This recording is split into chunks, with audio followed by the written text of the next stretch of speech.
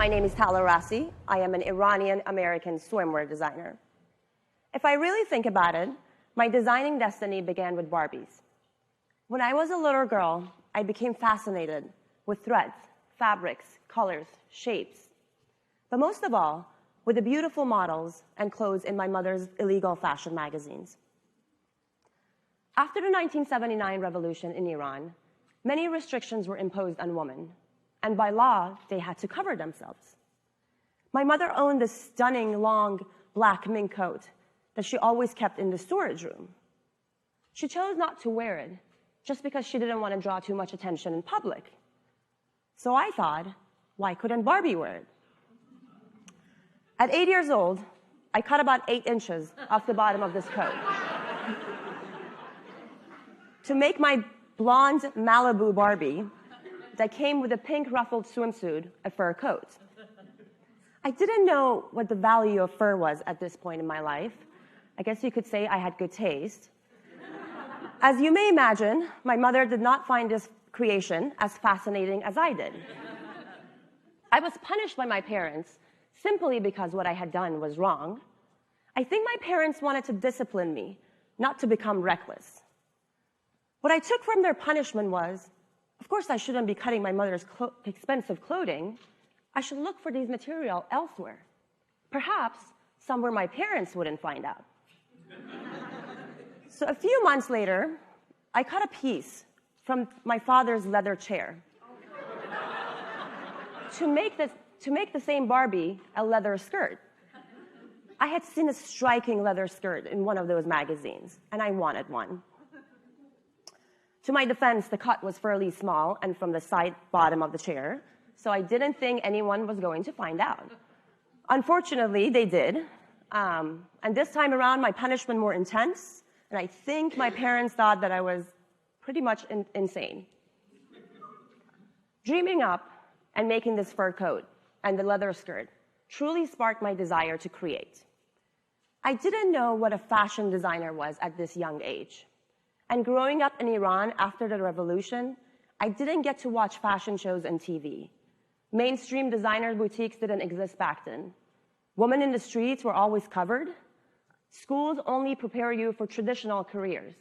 And of course, culturally, my parents wanted me to become a doctor, lawyer, perhaps a rocket scientist. Fashion was never really an option for me. And when you're born and raised in a place where being different, independence, and individuality aren't really options, your dreams may become limited. I started experimenting with fashion even more as I got older. Being creative and freedom-hungry in Iran as a teenager was a recipe for disaster. I was constantly clashing with the values of others.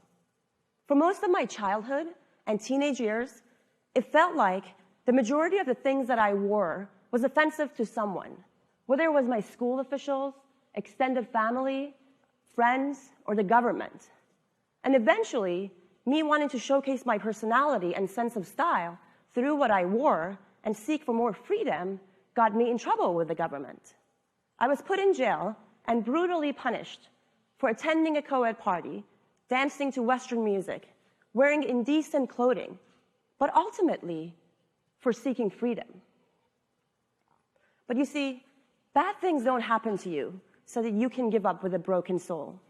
They happen so that you can learn and rebuild yourself with even more strength to find purpose to become the person you were intended to be.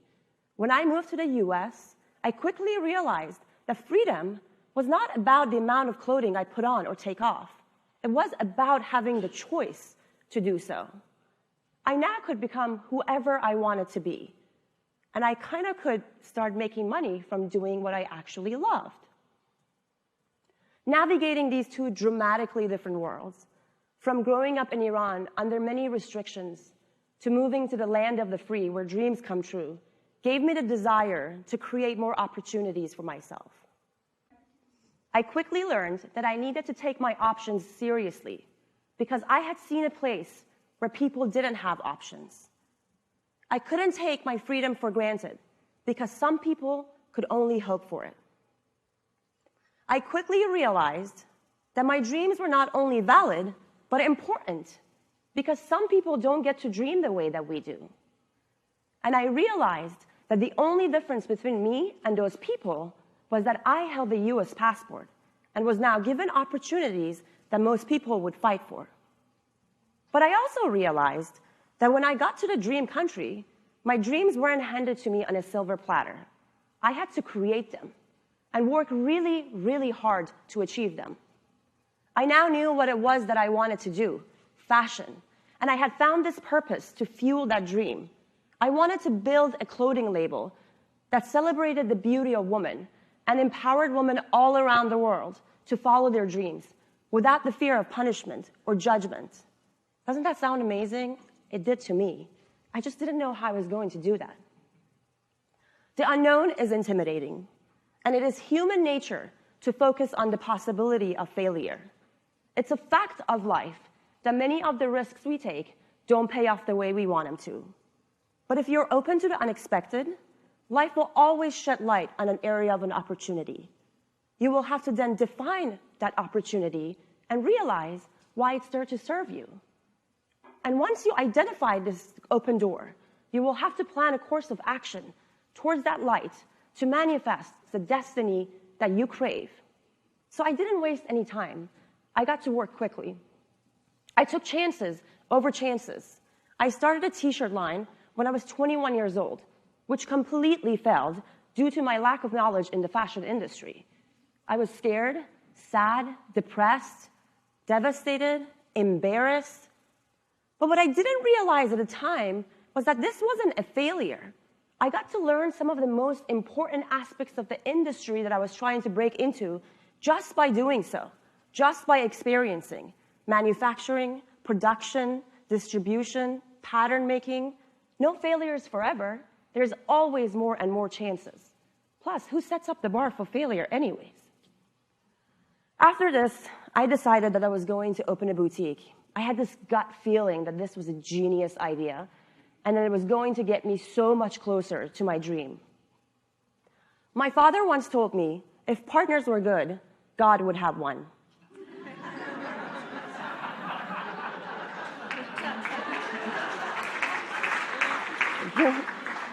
He said this to me after a really bad business partnership. And of course, at the time, it didn't really mean anything to me. I just found it funny. It wasn't funny anymore when I found myself in a wrong business partnership and my store opened right in the middle of 2008 when the economy crashed. I failed again, and this time around, much bigger and much harder. But when I went back to an ordinary job, I really got the meaning of what it is. It is better to be at the bottom of the staircase you want to climb than to be on the top of the one that you don't want to be at. My swimwear line, it's my third company. And it's my third attempt in making my dream a reality, and a very messy attempt. When you try to achieve anything in this life, it can also create a mess. The best thing to do is to clean up that mess. Once you start picking up the shattered pieces, you will discover all the magical reasons that got you there. I have failed many, many times. From businesses, relationships, promises, the list of failures is long.